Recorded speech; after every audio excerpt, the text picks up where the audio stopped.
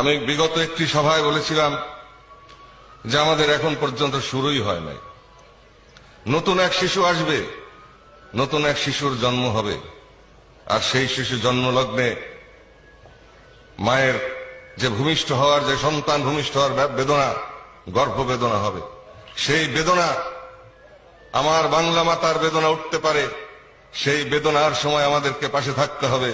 নবজাত শিশু আসবে, প্রয়োজন আমাদের ধাত্রীর, প্রয়োজন আমাদের জ্ঞানীগুণী ধাত্রীর, প্রয়োজন আমাদের জ্ঞানীগুণী চিকিৎসকের, প্রয়োজন আমাদের জ্ঞানীগুণী সেবকের।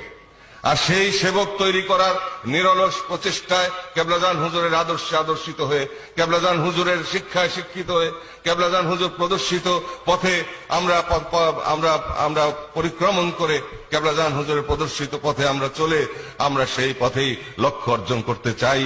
আর সেই পথেই নবজাত শিশুর আবির্ভাবের লগ্নে দেশবাসীকে ঐক্যবদ্ধ করে একটি সুন্দর দেশ, একটি আত্মনির্ভরশীল দেশ, একটি সম্মানী দেশ, একটি সমৃদ্ধশালী বাংলাদেশ গড়ার প্রত্যয়ে আমরা নিরলসভাবে কাজ করছি, আমরা কাজ করে যাব।